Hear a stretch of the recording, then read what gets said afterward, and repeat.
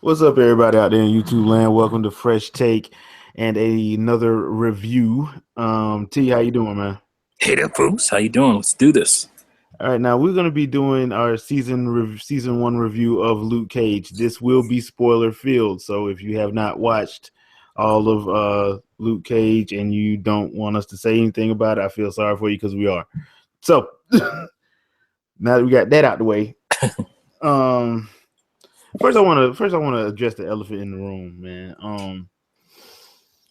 For those of you who have said that this show is too black, two things. One, do not go see Marvel's Black Panther because your head will explode if you think this is too black. And two, what did you freaking expect? Oh my goodness. I don't understand. Yeah. What did you expect? So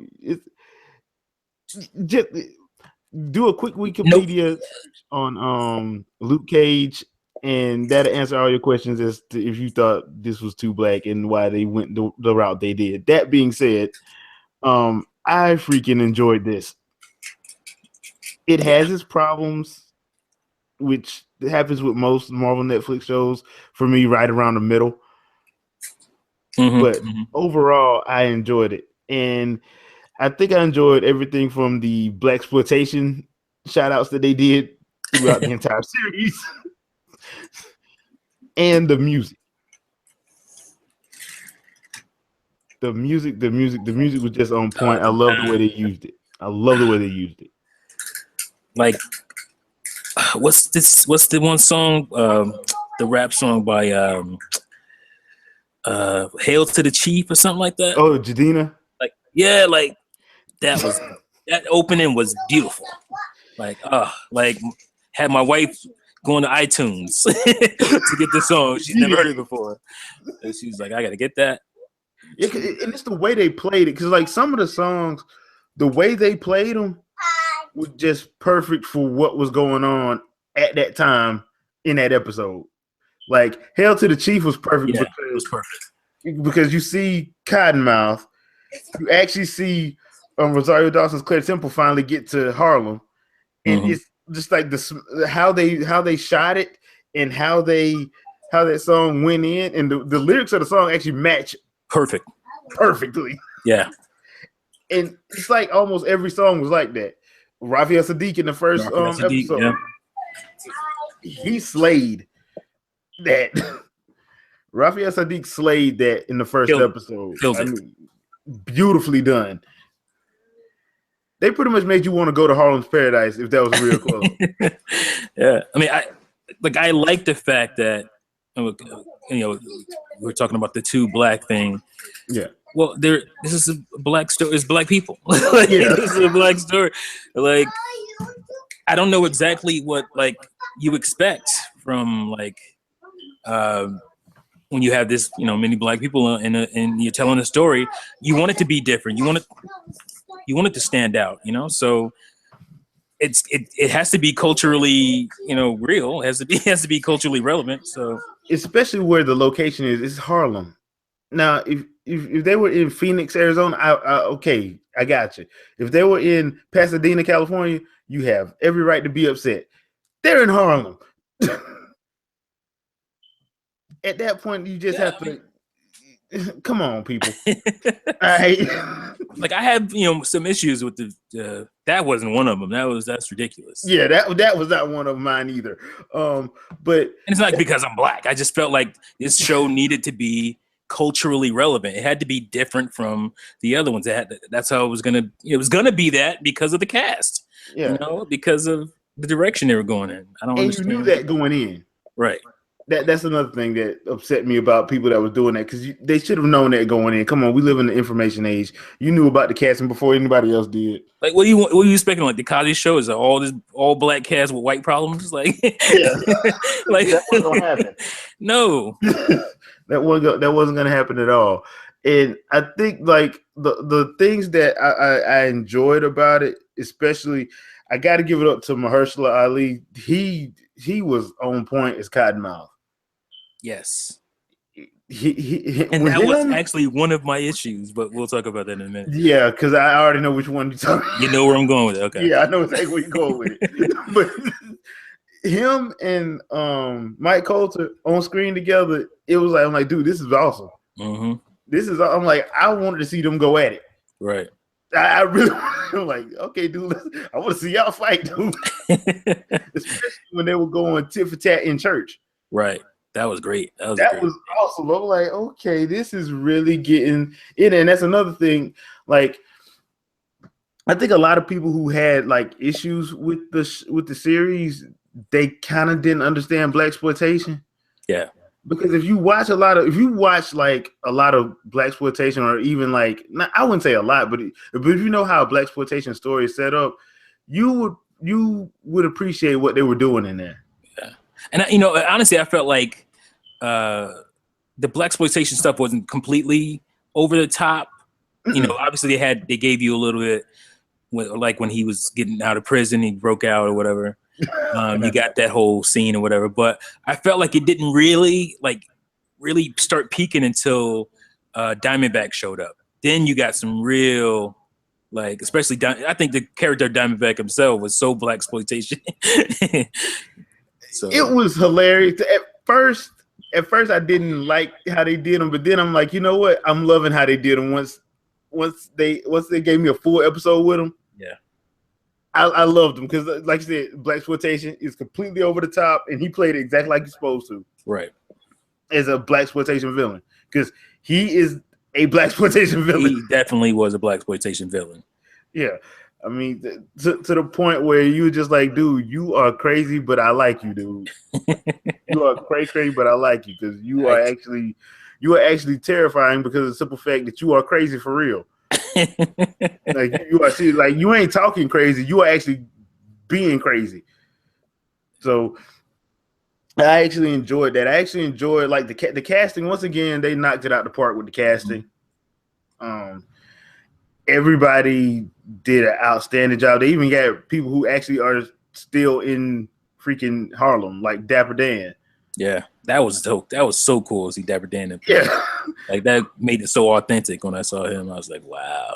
Yeah, and not messing around. I'm like, dude, they are really not playing with. You got a Method Man cameo. That was cool as hell. It's the way they did the Method Man cameo. It was so perfect. Yeah, I'm like Method just sitting up in a convenience store, dude. Yeah. They getting robbed, and Buddy is sitting there trying to hold a conversation with him. And trust me, like Meth was way more starstruck and happy to be there than maybe even people, that was starstruck about him being there. Like, yeah, because if you know anything about the Wu-Tang, they love comics. If you know anything about the Wu-Tang, they love comics. Every one of the Wu-Tang members has a second comic book name. Yeah. And Method Man's was what was Johnny Blaze. That was his the original Ghost Rider. Right.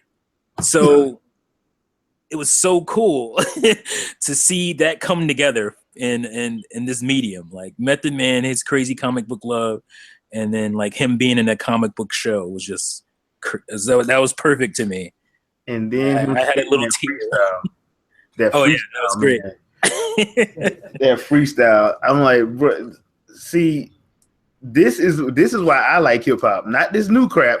My hip hop from the 90s. That is why, because like cats from the 90s can do that. They can do that, yeah.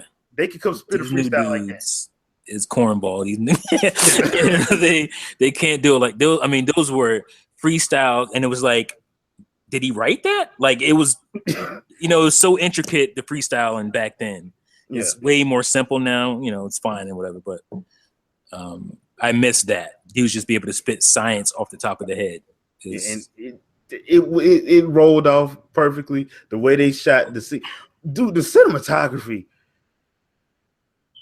See, I want to say, because you're about to say you like cinematography. I did too, but there were times when I didn't. All right, what times did you do? Some of the fight scenes. We probably think about the same thing. Fight scenes. Like some of the fight scenes I felt needed better cinematography. Yeah. I wanted more from them. And that's one of my gripes, and we'll talk about more gripes later if we want. But that was one of my gripes, is that some of the fight scenes, especially coming off a show like Daredevil, you know, it's just like, man, those fight scenes were perfectly shot. I felt like, I don't know if it would, again, I don't know if it was them trying to pay more homage to blaxploitation, because that's what you got in blaxploitation. You got really kind of low budget kind of fight scenes, you know, low budget, cheesy kind of angles and whatnot. And maybe that was the case, and it didn't register with me at the time. I think a couple of them were. Yeah. I think the Diamondback fight was definitely point on, or supposed to be, strong blaxploitation fight. Yeah. And because I agree with you, because the problem that I had with the fight scenes was, one, and this is my problem with that's going to be my problem probably going forward. And I know I've said this before, is that, okay, you got Jessica Jones, you got Luke Cage. Mm-hmm. These are superpowered people. Right. You can't have them fighting regular people. It's going to get boring. A lot of that. I was getting a little bored. Yeah, it's going to get boring. Yeah. You have to introduce some of these superpowered villains, because them fighting regular people, they mow through regular people like it ain't crap. Yeah. I mean, yeah, you see in Daredevil, you see in Iron Fist, and you see them do all these awesome moves and stuff. That's because they're really normal. Mm-hmm.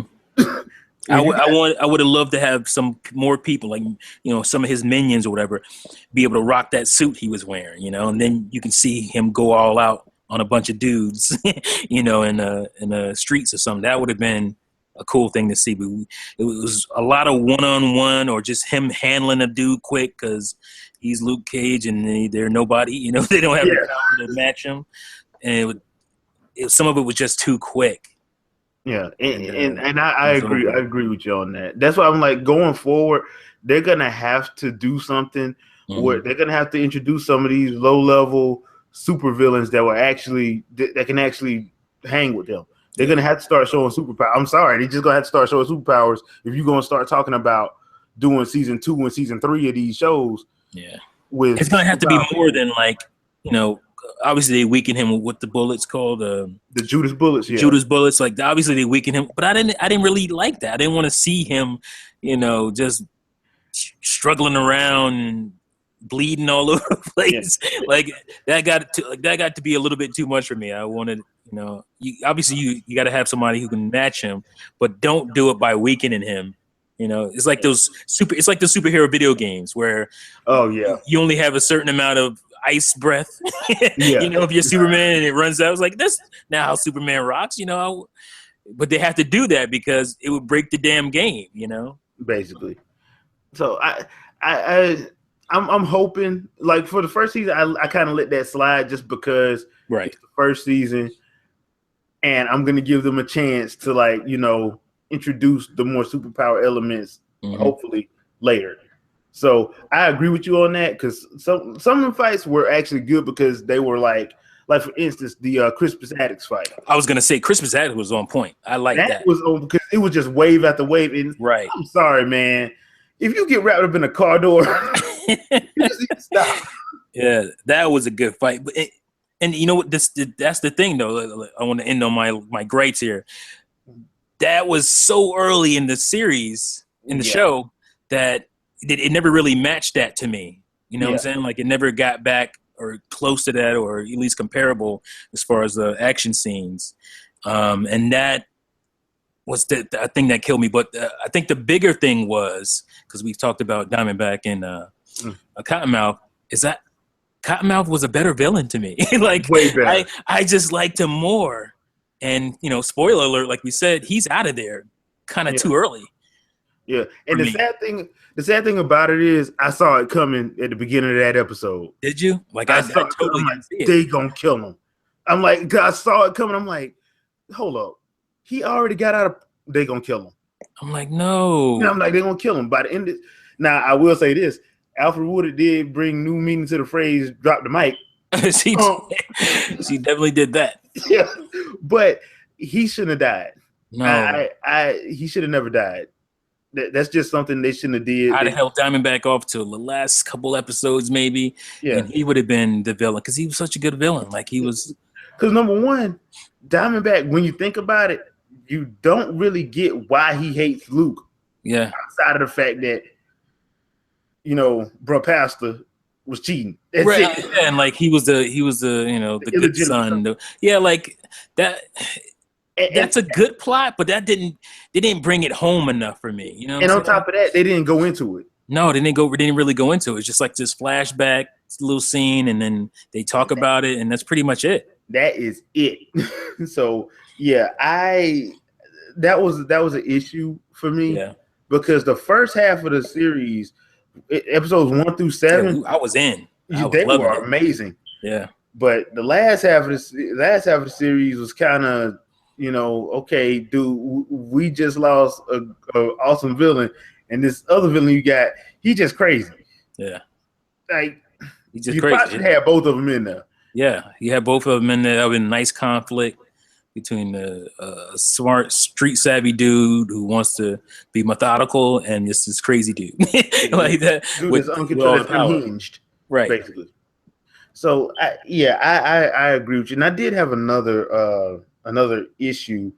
I'm trying to think what it was because it wasn't really an issue. It was just one of them situations where I was like, everybody knows what's going on. They saw him on TV. Mm-hmm. So Jessica ain't gonna show up. Yeah, like that was weird. Yeah. Yeah, where his peeps? Like I was like, okay, y'all saw it was on the news that he survived a rocket launcher, which was a hilarious way they did that. The way they did it was hilarious. Oh, it was with Cottonmouth just popping up like Wile E. Coyote, just pulling out a rocket launcher out his ass. Like what? Yeah, they're about to do that. Okay, and the laugh that he did at the end, which was just funny.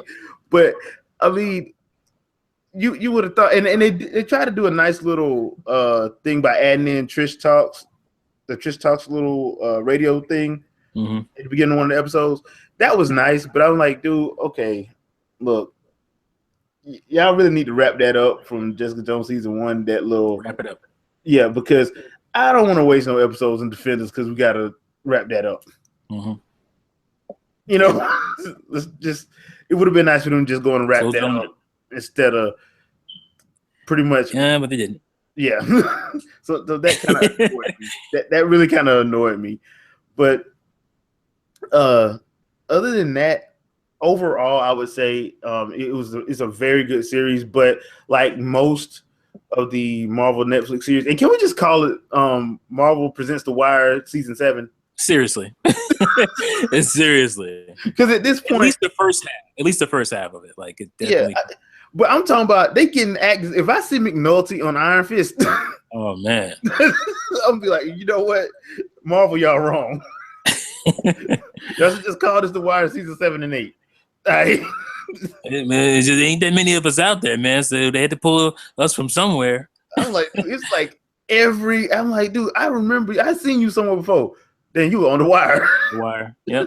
If you're a black actor in Hollywood, you've probably been on The Wire. Yeah, at some point. But all of the Marvel series have one major big problem with me, and that's like toward the middle. It's like usually 3 episodes that usually feel like filler. Straight up filler. Straight up. Like, and I'll tell you exactly which ones, because my wife would make fun of me because I was falling asleep. Literally. I was literally falling asleep on the middle episodes, and she made fun of me about it. She's like, "Oh, because I was like, hey, let's watch Luke Cage." She's like, "Why? You want to sleep? You want to take a nap?" She was throwing digs at me. I was like, "Damn." That's kind of messed up, but yeah, I do. So, but it's with all of them, even Daredevil, even Jessica. For some reason, it'll usually be like 3 episodes that just feel like filler, and you're like, okay, y'all probably could have trimmed this up. Yeah. I mean, just made it like 8 or 9 episodes, and we ain't got to, Yeah, to be fair, I mean, that happens in a lot of shows, a lot of TV shows, especially the ones that have 22 episode seasons. Oh, yeah. You get more than a couple of those filler episodes. You're like, goodness gracious. Come on. Oh, this episode is going to focus on this character. It's going to be this character study, and it's going to be boring as hell. Yeah, now they did do one character in that scared the living shit out of me, and that's Mom Mabel. Mom Mabel. That was a good episode. Man, let me ask you this, man. Did she not look like one of the mothers of the church?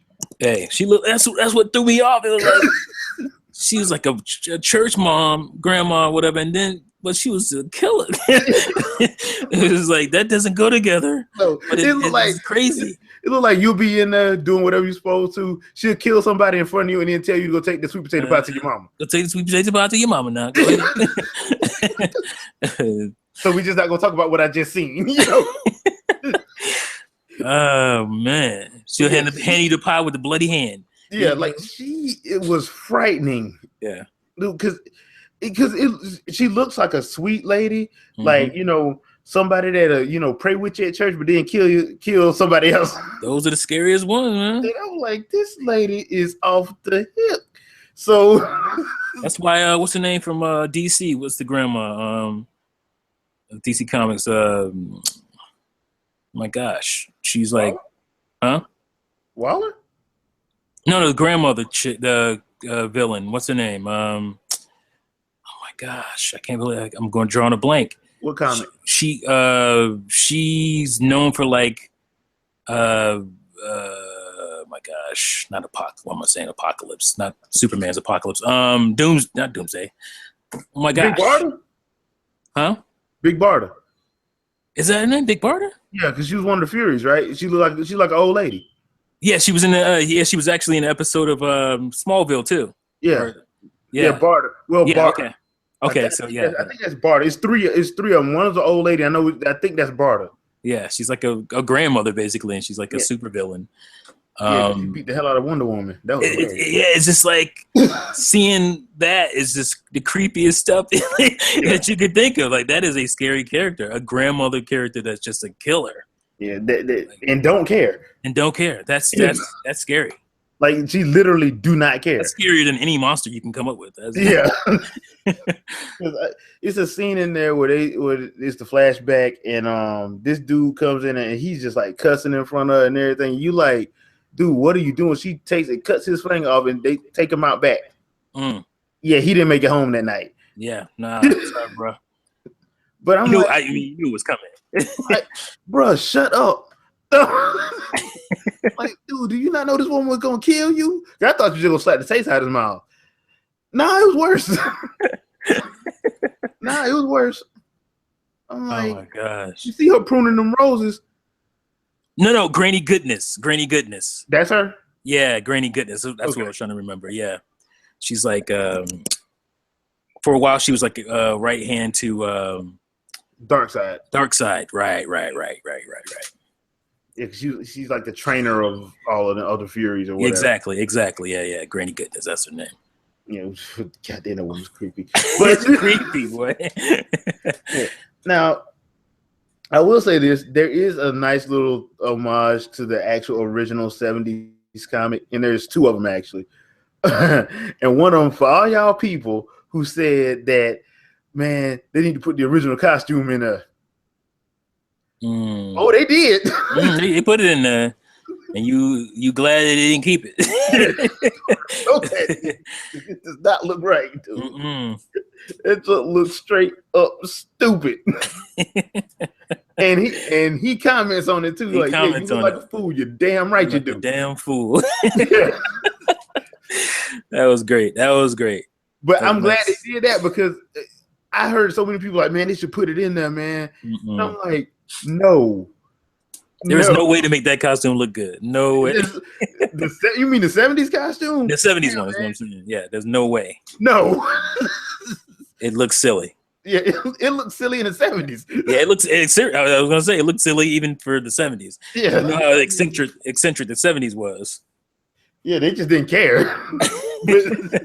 I'm like, there ain't no way in the world you'll be able to make that fly. And I'm like, they gave it to you, and they let you see it, and they let you see it in live action. So you can say you saw it. Now don't ever ask for that again. And the last fight with Diamondback is actually it's not from the comic. In the original comic, the first person he fought was Rhino in front of everybody. And that was in Times Square.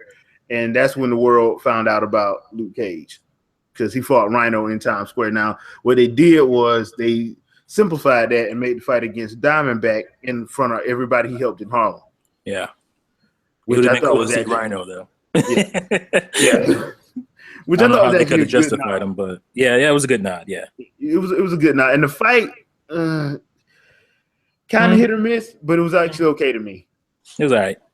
Yeah, it wasn't bad, but it was all right. Now they do because I know there were some people talking about, well, do they do the whole Black Lives Matter? They do a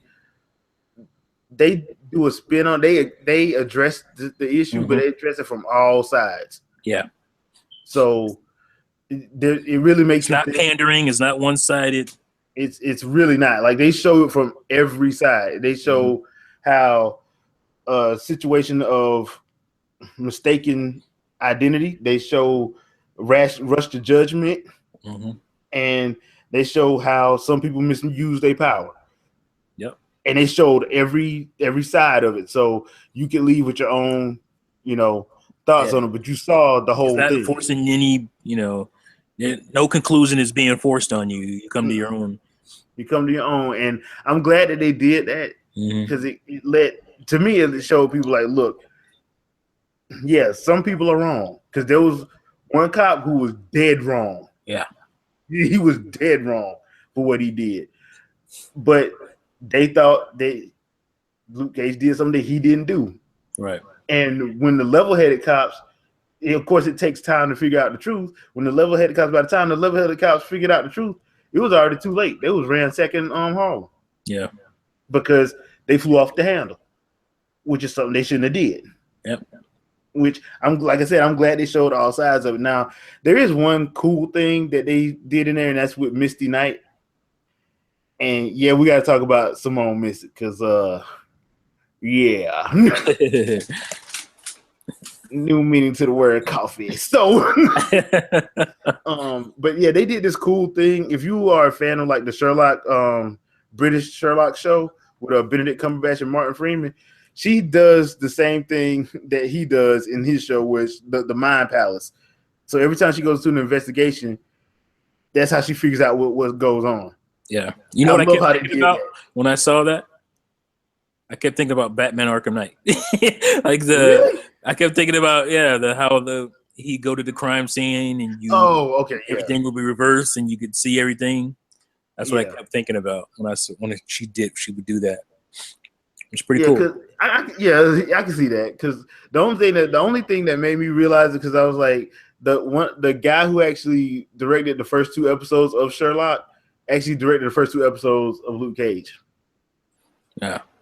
And I hate to say Arkham Knight because that means I'm talking about the one game. I just meant that element in the Arkham series. So but I thought that was cool, and Simone Missick did an excellent job as Misty Knight. Yeah, he was good. But there's one thing that they need to do that they shouldn't have did, and tease that arm. Oh yeah. They teased the arm, and I'm like, okay, so they don't going to cut it off, right? No. Nope. I don't like that. Don't do that.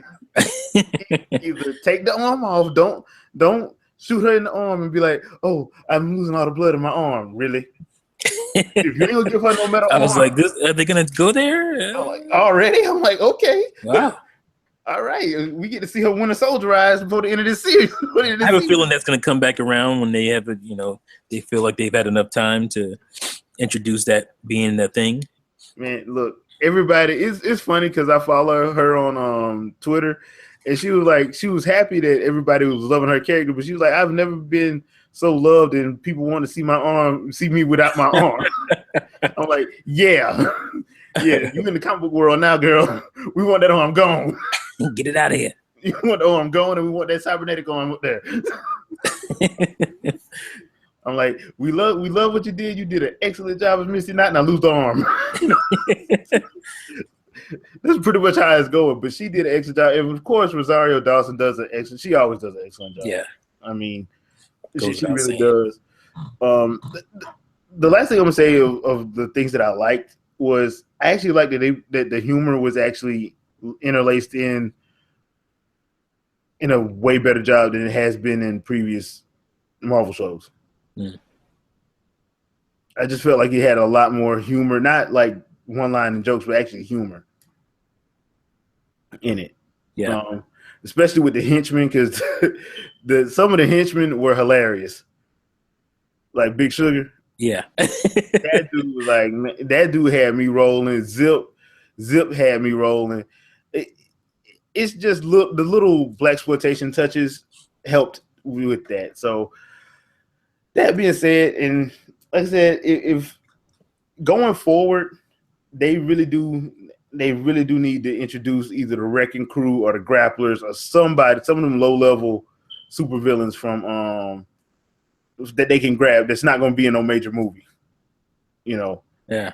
They need to start grabbing them so we can actually see them actually have to, have somebody they have to contend with instead of just regular people. Because if it's gonna be regular people, Luke just gonna walk through them, just pimp slap them all day. Right.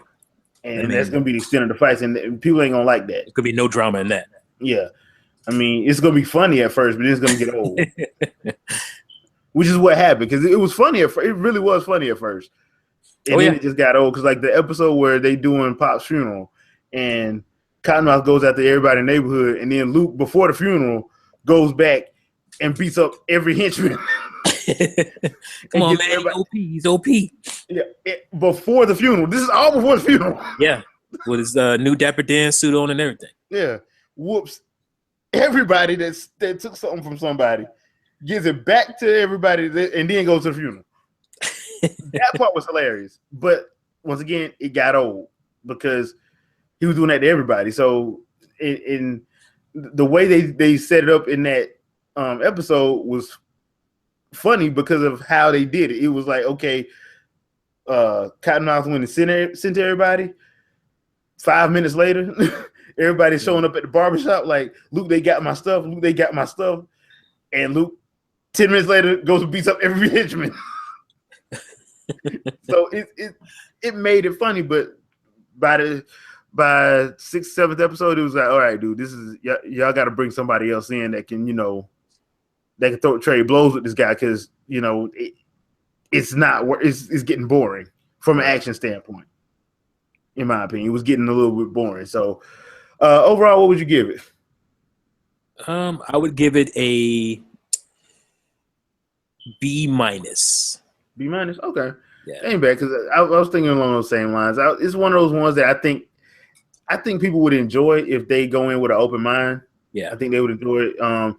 I think what sets this one apart from Daredevil, and just where Daredevil is pretty much known for how they do the action and all that, and Jessica's like more of the themes. I think this one, the music, actually makes this one more unique than the other two series that we have music so far. And the blaxploitation stylization of it. Yeah, because they could have brought it back the way they did this blaxploitation. They can bring it back like that, like the way they did it, as an homage, but not, we ain't got people saying the wrong lines and microphones hitting people in the head, and yeah, we don't need that. These songs telling the whole season. It was gonna happen in the whole season. So. Every 5 minutes you hear that damn thing song, man. Yeah. With a soul singer just telling you what's about to happen. So other than that, I love like the opening music and the whole. Oh yeah, I like the way they did it. Yeah. But I'm just glad we didn't have somebody singing and telling us what was gonna happen in the episode.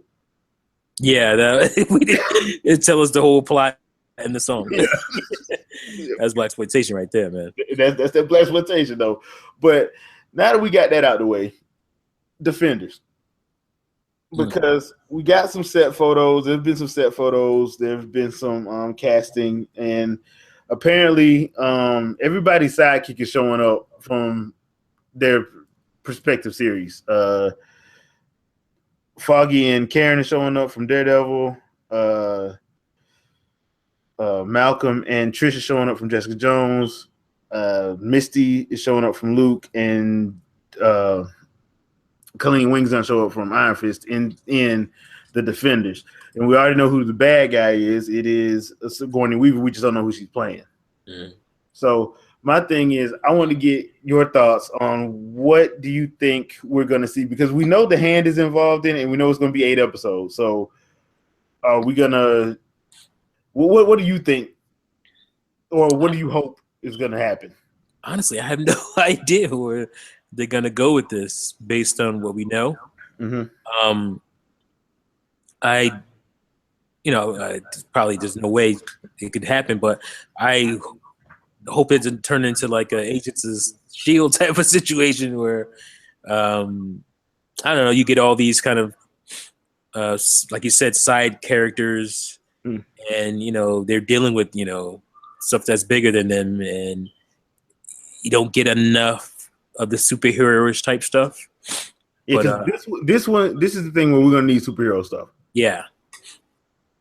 I really don't know where they're going to go with it, but I worry that, that could be a thing. I hope not, though.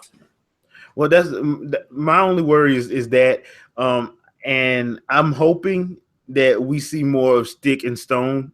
Stone was in the first season of Daredevil. He's that big Akuma looking dude. Yeah. So I'm hoping he shows up, because we know that it's going to be the Hand. And the way they did the Hand in Daredevil season 2 was they were undead ninja zombies, which are always cool. Yes. More of that. Yeah, I'm actually interested in seeing that. I have no clue who Sigourney Weaver is playing, but if they do what I think they're going to do with Madame Gal and Iron Fist, I'm wondering if she's going to be one of those leaders of a mystical city, right? Type situation, because you have to have somebody powerful, because we got two superpower beings on that team. You can't just have them fighting regular people. That's not going to work. Like, ninjas are not a problem for Luke and Jessica. It's just not going to be a problem for them. No, not at all. Yeah, I mean, they pretty much have them outgunned in the strength category.